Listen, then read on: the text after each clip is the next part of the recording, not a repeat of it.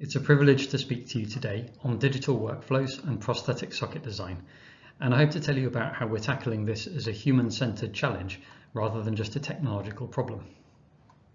I'm going to tell you about my ISPO stories since 2013, and the theme I'll keep returning to is the value of multidisciplinary teams and asking for help. I propose that engineers are the servants of the clinical multidisciplinary team and P&O service users, and I want to talk about how I learned to look outwards and involve the people who will actually use the technologies that we're working on. I started looking at the P&O community in 2011 after discussing potential applications of my orthopedic engineering PhD research with my examiner, Dr. Urs Schneider. And by luck, I was visiting collaborators in Kharagpur in India when the 2013 World Congress was held in Hyderabad. I managed to convince my faculty to let me buy an extra connecting flight so that I could attend. ISPO 2013 was brilliant. As a complete beginner, several people took me under their wings. I heard Carson Hart's memorable Jensen lecture and attended one of the best conference banquets I've ever had. But crucially, what made me feel welcome was that ISPO was clearly a multidisciplinary community of equal peers. What follows is the next 8 years of work, from excitement and enthusiasm through some reality checks, refocusing our ideas, building a team, and our vision and ethos for appropriate prosthetic technology research and development. What stuck with me after conversations in Hyderabad and from visiting the team at Portsmouth Enablement Centre was that prosthetists were asking for support to take a more evidence-based approach to their work. A father of mechanical engineering, Lord Kelvin, said that if we cannot measure something, we cannot improve it. But I heard from the prosthetists the same thing, that they want to measure the effects of their skill-based practice and predict what will work when they design for a new patient. So where do we start? We know that prosthetic socket design is highly complex and personalised. Lots of effort in the bioengineering community has investigated the links between damage in vulnerable tissues and the loads applied by medical devices. While the pressure between the device and the skin can be measured, injuries can initiate in deeper tissues, so we argued that there's value in looking inside and working towards predictive models of soft tissue loading. These 3 MRI scans show the same person wearing 3 different sockets, all produced by the same prosthetist, Herbert Kanter from Augsburg in Germany. The socket designs are shown using the mapping principles developed by Ed Lemaire and Joan Sanders' teams, where blue shows where the socket presses into the limb, like at the patella tendon, the supracondylar and paratibial regions, and red shows where the socket is spaced away from the limb to avoid pressing on bony prominences, for example over the distal tibia, the fibular head, and the sensitive distal tip.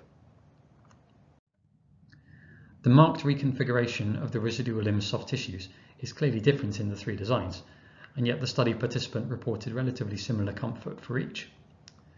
Imaging only tells us part of the story, and we thought there could be benefits in producing computer models or simulations to predict interactions between sockets and the residual limb soft tissues, and perhaps allow comparative analysis between candidate socket designs.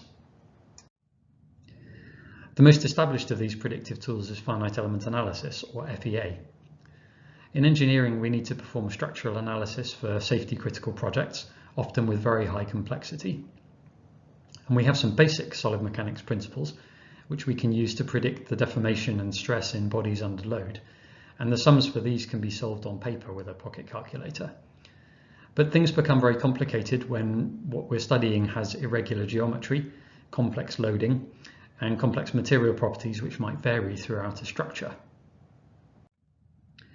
FEA lets us understand the physical response of much more complicated structures by breaking them down into those simpler, solvable, finite elements, such as beams and struts. And some structures, like this tower crane, are conveniently already broken down into connected struts and ties and beams. However, especially once our models become 3D, this becomes such a large mathematical problem that we tend to use commercial software packages to handle all but the simplest of models. FEA is highly established in industrial research and development, especially for engineering components, and these examples show how it can indicate the most highly stressed parts of prosthetic pyramid connectors or the maximum deflection of a cosmetic foot shell. However, the task is much more difficult for the residual limb and the socket, because somehow we need to measure their more complicated and variable shapes, their material properties, and the loads that they experience. We looked into this, and as with our best ideas, we found, of course, that somebody else had been working on them. And as I was starting primary school, indeed, Kruskop and colleagues proposed using FEA to inform CAD/CAM socket design. And I learned early on that you rarely have any completely new ideas. They were arguing for quantification of the art of fitting prosthetics. They were mapping the residuum shape with a probe and its material properties using an indenter, and they were creating models which look fairly similar to those which are established today. However, when we performed a systematic review of the literature in this area, we found that 30 years later, these tools are still stuck in the research community and weren't close to clinical translation. We asked ourselves why not. In nearly 30 years, we have had huge advances in computer processing power, and there are several very established software packages for FEA. We can access volume imaging data by CT and MRI, although these aren't routinely collected. And though we can digitize the socket design, measure tissue properties and loads, collecting all of these data for the same person at the same time is both technically and logistically challenging, and certainly not viable for our busy clinicians. Considering clinical translation, these same busy clinicians would potentially face disruption to their established workflows, and they have little time to invest in the learning and potential risks associated with new technology. There are the costs of CAD/CAM equipment for design and mold fabrication, which this research would depend upon, and which are still not available throughout all clinics.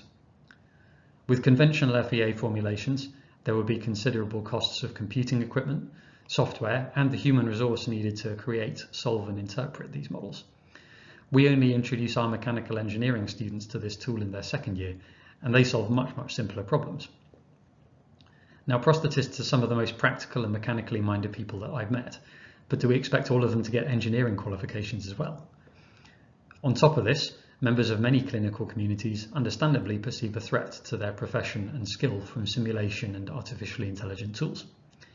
Experience of introducing IT systems to healthcare workflows in the 1990s showed that the success of technology adoption is linked to the implementation management process and to the clinician's receptiveness. Their receptiveness, as well as the safety of the technology's use, are enhanced when the technology has been developed with their involvement. Somehow, faced with these hurdles, or perhaps I'm only seeing them in retrospect, we didn't give up, and I'll talk about how we've been developing tools around this theme of predictive prosthetic socket design. First of all, we considered the formulation of the simulation tools themselves, as it looked like something quite different from a conventional commercial software package would be required. Building an FE model involves collecting and processing a volume image like an MRI scan, turning it into solid CAD model, meshing it with finite elements, applying material properties, introducing a rectified socket model, and then solving it for a variety of load cases like this. Working towards FEA methods which might be appropriate for clinical implementation, we have to identify how complicated a model is complicated enough, and strategies to minimize computational expense. I set my researcher Josh Steer the challenge of developing an FE implementation which would be feasible using a low-performance UK National Health Service laptop. Now, although individual simulations can provide insights into a mechanical system, FEA is most powerful as a comparative tool where we study the effect of varying multiple parameters. Parametric models are particularly useful because you can change one or two numbers indicating, say, a socket design feature or a load case, and then you can resolve the same model quite quickly. Parameterizing anatomy and surgical variation is considerably more difficult. We wanted to consider how FEA predictions might be useful for any new patient visiting a clinic, and to consider the effects of population variability. And this is an extra challenge in the residual limb, where pathology increases variation beyond that from the basic anatomy, and then we have surgical variation on top. To start with, only with access to 3D scans of residuum plaster casts, thanks to a collaboration with Chantal Ostler at Portsmouth, we started looking at statistical methods to describe limb shape. Now, with any limb shapes, you can identify particular trends, from conical to bulbous, for example, and separate trends in size, but we wondered how we can do this mathematically. We built a statistical shape model using principal component analysis upon scans from a group of 80 residual limb casts. The PCA approach allows us to calculate an average limb shape, and then to calculate these main trends in variation quantitatively, using a small number of parameterized dimensions, and to identify and measure finer features. So this lets us see, for example, that the most common variation in limb morphology, or mode 1, is residual limb length, here shown at its average and over 95% of its range in red and blue. The second most common variation was profile, from conical to bulbous, again across that 95% range. And you can see further modes like this abduction-adduction mode. Importantly, PCA shows us that these are independent trends in variation, meaning of course that you can have a short or long limb, each of which might be conical or bulbous, abducted or adducted, etc. And we can use a statistical model like this to create these 9 virtual patients and an infinite number of virtual patients in between, using just 2 numbers to scale the average shape. And then obviously we can recreate in much higher resolution if we include more and more modes. Meshing geometry with finite elements is always the difficult part and considerably influences your model's results. So again, to make this a single parametric model, Josh created this mesh morphing process whereby we can fit one volume mesh onto any residual limb shape and then create these biologically feasible bone shapes inside. And these triangular, pyramid and hexahedral elements are in place of the beams and struts that I was describing earlier on. To speed up the simulation process, we used surrogate modelling. Individual simulations might take at the very least half an hour each and longer to build and analyse, so they're far too expensive for the clinic. So instead, we fit a surrogate model to a number of training simulations, like plotting a line through points on a graph. And then by knowing the line's equation, we can very quickly look up results for new scenarios in a fraction of the time. This reduced our effective solution cost by 100,000 times, down to milliseconds, which is effectively real time, and we only had a 3 kilopascal error in pressure predictions. And this is the result. It's a very lightweight software tool which can be run as a web app, and it allows pressure predictions on the right to be obtained for varying socket design parameters on the left. And these can be varied in real time by dragging sliders to represent local rectifications.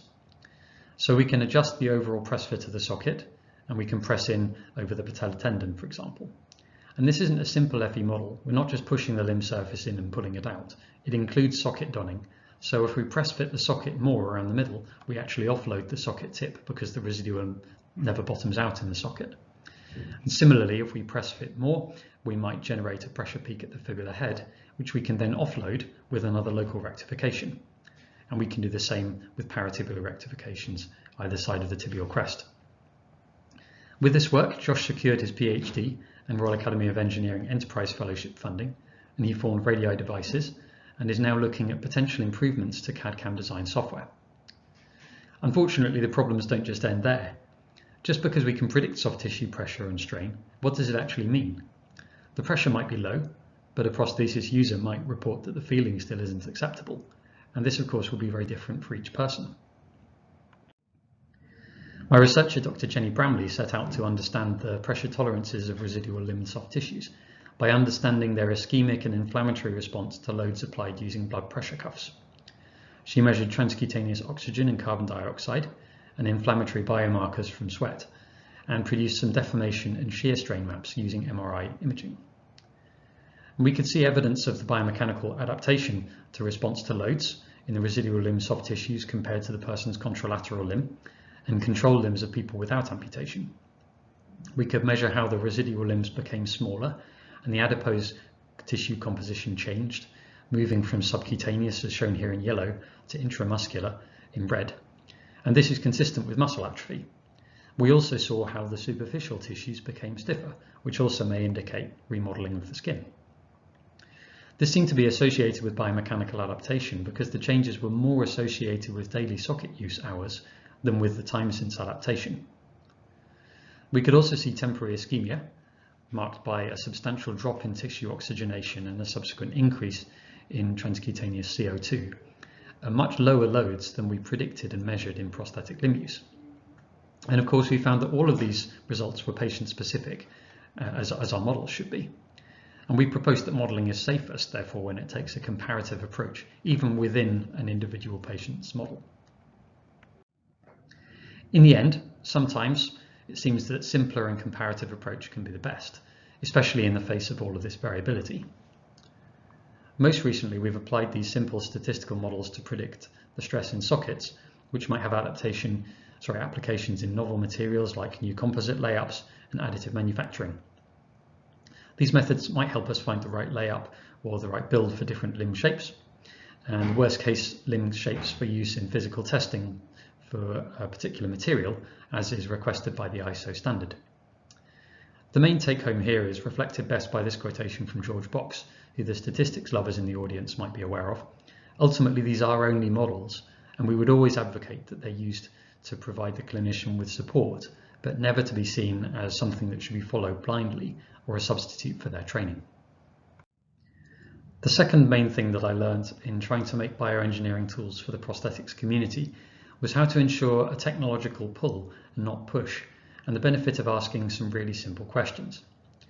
This part of the story is actually about one place where we are not working towards predictive prosthetic socket design, or at least not yet. In 2015, the UK government announced £1.5 billion of Global Challenges research funding for research with socio-economic benefits in lower and middle income countries, or LMICs. This funding was paused earlier this year due to the global climate, but we are lobbying hard for its reintroduction.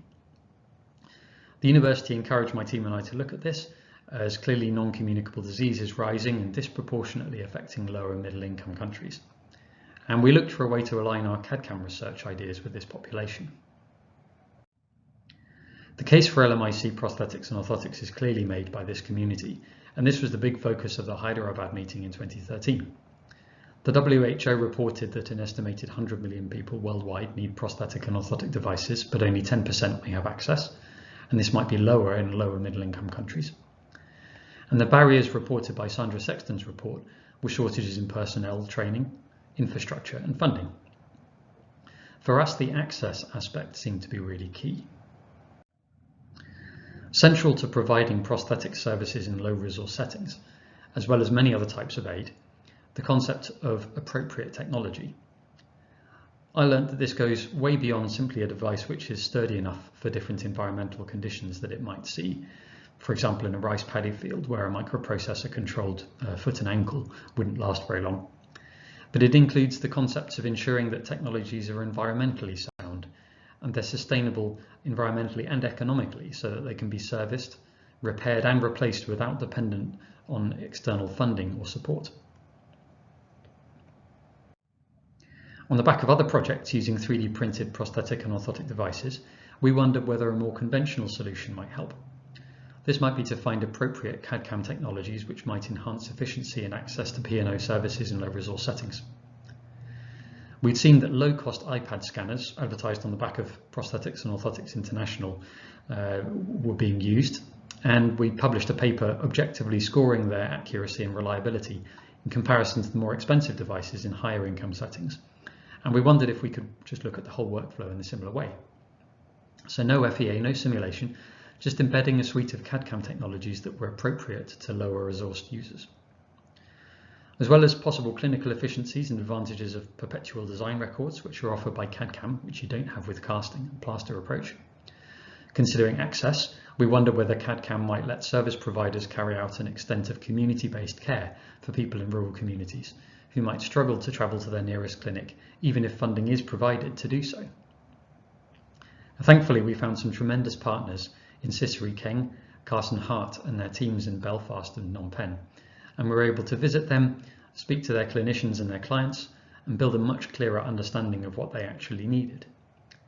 I thought that we were considering a technology pull and not a push, but the conversations before we secured project funding were crucial in making sure that we were funded to develop technologies that would actually be useful. The most fundamental observations were made by Cicely and our colleague Dr. Maggie Donovan-Hall, a healthcare psychologist and qualitative researcher extraordinaire. And Maggie raised a really clear point. Even if you can find a way to fund a carver for computer-aided manufacturing within a project, what happens when we leave? Like sat-nav making us forget how to read a map, as worst case, might we actually damage the clinician's manual plaster cast practice, so that if the carver breaks and then can't be replaced, the people are actually worse off than before we came with our research project. So instead, we embarked on a project with much wider data-based technologies to measure and understand service provision, both to enhance short-term access to services and to help Exceed and other NGOs to evidence the effectiveness of the services they provide, and therefore justify to funders why the funding should continue so that they can be sustained. Now, this is another whole story which will be covered in the same week during an advanced instructional course and a symposium with colleagues from around the world, and we'll ensure that the recordings are available in case you couldn't attend them. But here are just a few highlights. So with Maggie and with Chantal Ostler and Ratana San, who was seconded to Exceed from the Cambodian National Institute for Social Affairs, we carried out some much more in-depth qualitative interview work with clinicians, clients and their family members. We collected evidence around the socioeconomic spiral, which can affect people whose prostheses fail or who can't access them, and the wide-ranging benefits that prostheses offer, showing how these services represent a very clear social investment. They also told us about the potential benefits and concerns around the use of 3D scanners and activity monitor technologies that we were considering using, and they helped us to design our biomechanical engineering work much more safely and with consideration of their needs. Further, Dr. Cheryl Metcalf, Chantal and the Exceed team and I interviewed a wide range of stakeholders right up to the national government level, using business modelling approaches to understand the barriers and facilitators to service delivery across sustained funding, clinician education, material availability, and much more. And this is a plot from Cheryl Metcalf's preprint paper, which is currently under peer review, which shows the barriers and opportunities map that she and Chantal developed, which we're keen to release so that it can be applied to help direct future funding application and projects in other contexts. Considering appropriate 3D scanning technologies for CAD/CAM, we described the accuracy and the reliability of some very low-cost scanners, but none of us yet knew how reliable they actually needed to be. Together with our Cambodian partners Antouche Tech here and Kibu, Dr. Peter Worsley and I proposed a critical reliability threshold as at least as good as the expert clinician, who gets a great result, but might just like to get there faster and keep a digital record of their work. So we conducted a crossover study of the reliability of 3 3D scanners and a comparison with pairs of plaster casts of the same study group, and we were able to score the scanners relative to the expert human plaster caster. Importantly, these data might enable people to choose the right 3D scanning tool for the specific purpose that they have, whether it's capturing shape for a CAD/CAM socket fabrication, or simply tracking changes in limb size and shape, or replicating a well-fitting but worn out or damaged socket. The research team led by Dr. Laura Diamond, who also undertook a mixed method study by combining objective measures of activity using actimeters concealed within the cosmesis cover of a prosthetic limb, residual limb length, and size versus the socket as a surrogate of fit. They also collected self-reported activity and comfort scores and a questionnaire. The questionnaire asked questions around community engagement, the importance of various activities to the individual, society perceptions about them and their prosthesis, and their satisfaction with various aspects of the prosthesis, such as fit and comfort. The study's participant information sheets and details around the actimeter mounting to the prosthesis were all informed by what we learnt in the interview work that I mentioned earlier. We identified weekly patterns of activity and activity levels generally considered to be relatively normal for people without physical disabilities. And we saw some expected things like participants who were more active wore their prosthesis for longer and were more satisfied with socket fit and tended to have a prosthesis for longer residual limb, correlated with better community participation and comfort. We were reassured that the person's self-reported activity level seemed to correlate well with objective measures such as step counting. What our qualitative scoping work suggested, though, was also supported that activities which the individuals ranked as important in terms of community participation did not correlate with how active they were or how comfortable the prosthesis was.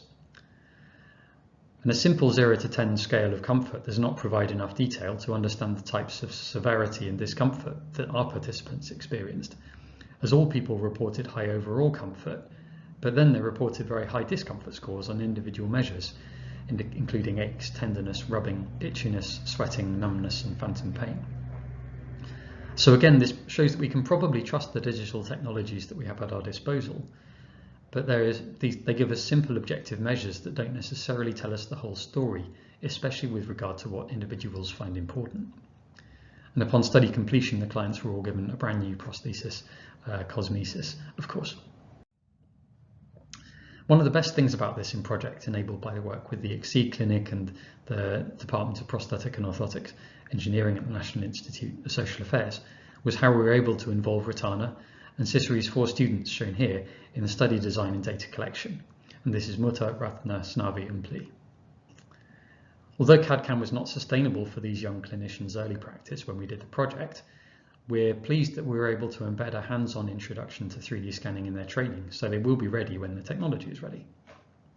Ratana is now registered on a PhD program, and the work contributed to this for students' final year projects, and their fluency in the participants' local Khmer language ensured that they were confident in consenting for the study that we were proposing, and they've had their first, hopefully of many, international conference presentations this week.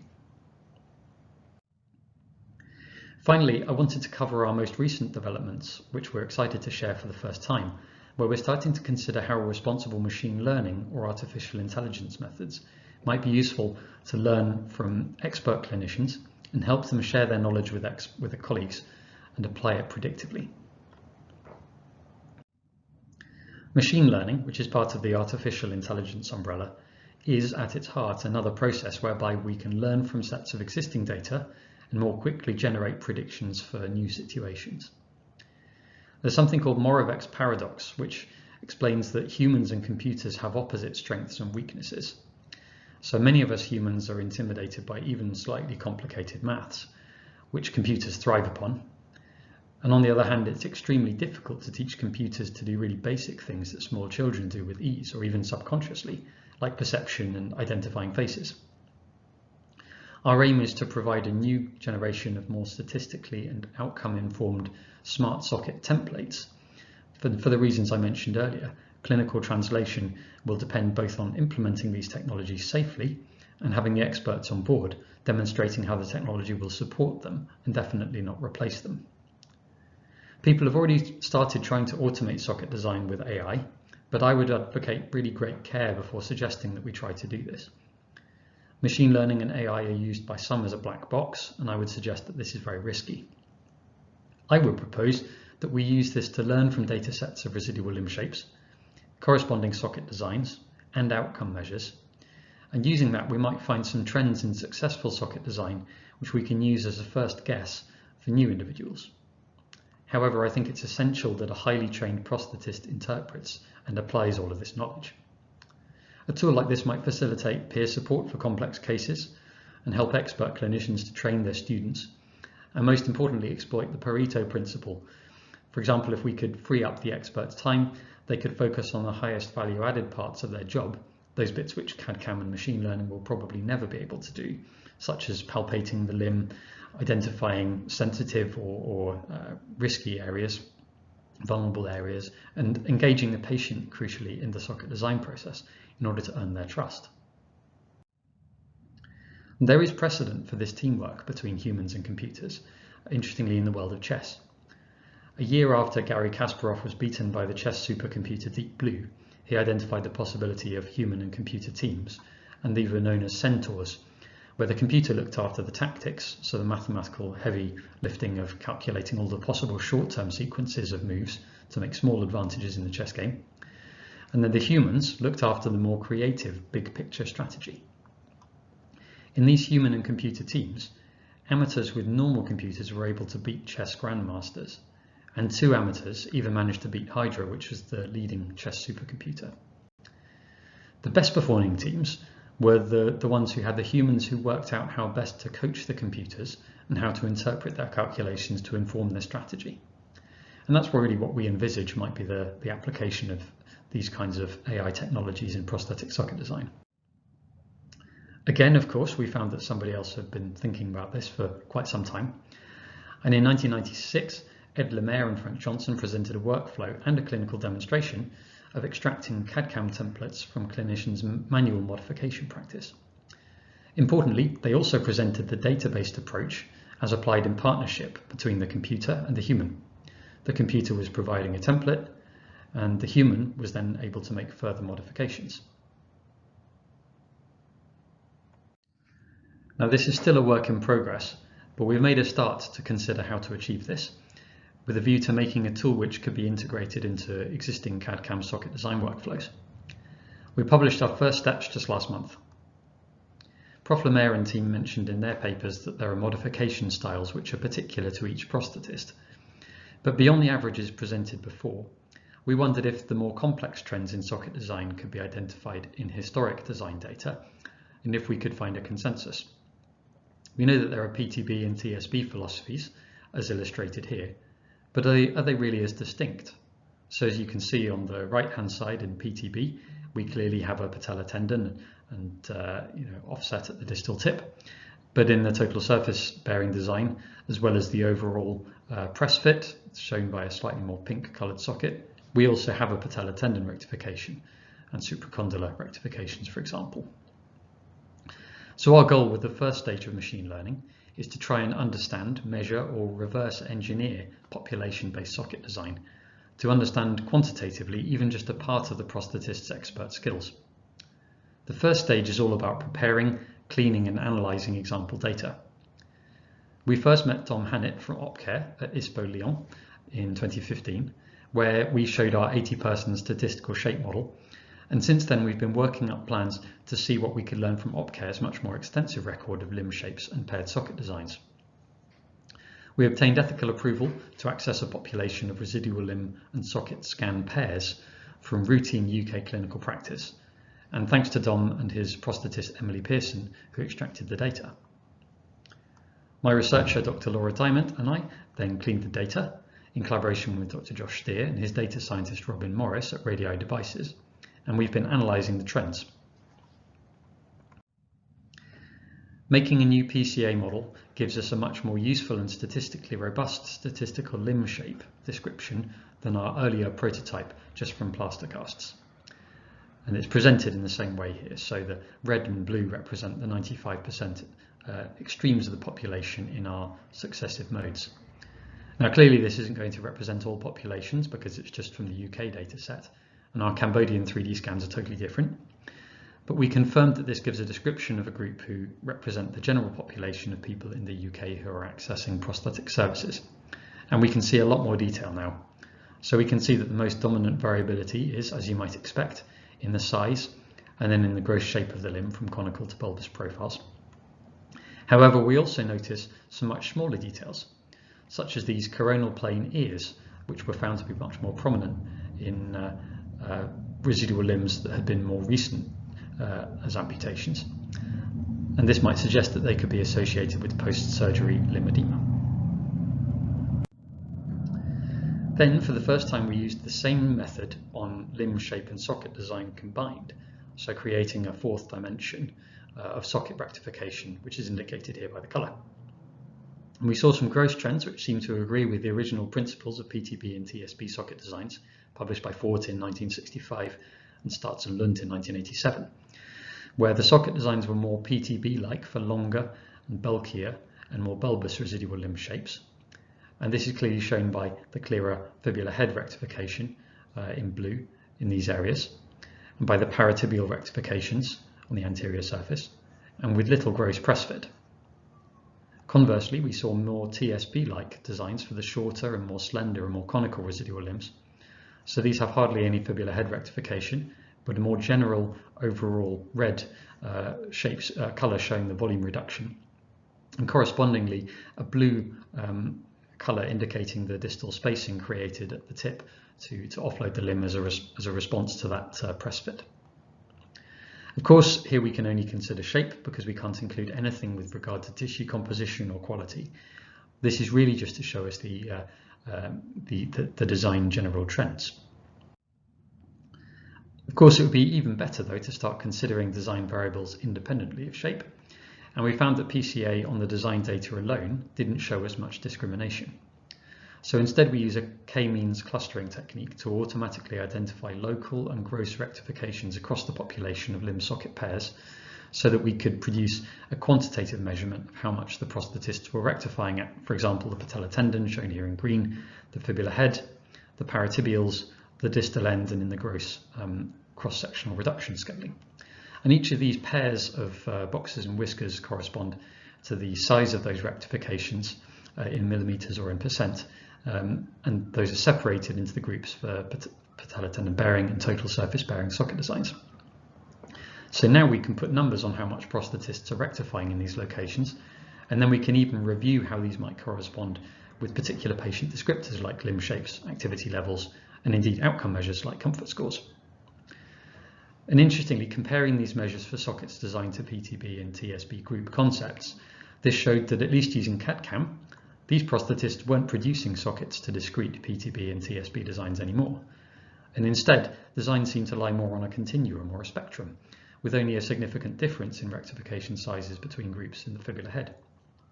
So it seemed like socket design may have evolved to employ the most biomechanically useful features of PTB and TSB approaches, and then the prosthetists would then tailor these to individual patients. So to try and see how the rectifications varied with residual limb size and shape, we use a final kind of AI called Bayesian inference. So instead of just seeing averages of design, with this tool we can estimate the probability with which different sized rectifications are applied to different limbs, and we can weight them by the prosthetist socket comfort score outcome measure. These plots show, for 3 example rectifications, the patellar tendon, the fibular head, and the distal end, the probability that a prosthetist would use a large, a medium, or a small sized rectification, and these were defined by the percentiles of the distribution of actual rectification sizes, and how they would apply this for short, medium, and long limbs. And those are taken from our statistical limb shape model. And yellow means that there's a higher probability that the prosthetist would choose that size rectification for that shape limb, and blue means a lower probability. So considering that first mode of variation from limb shape model, we see that prosthetists were more likely to use a larger fibular head and smaller distal end rectifications for a large, long limb, and a smaller fibular head rectification for shorter limbs, which matches the clinical guidelines for more PTB and more TSB-like designs. Interestingly, the probability of the size of the patellar tendon rectifications was even across all the limb lengths, which reflected our training data set.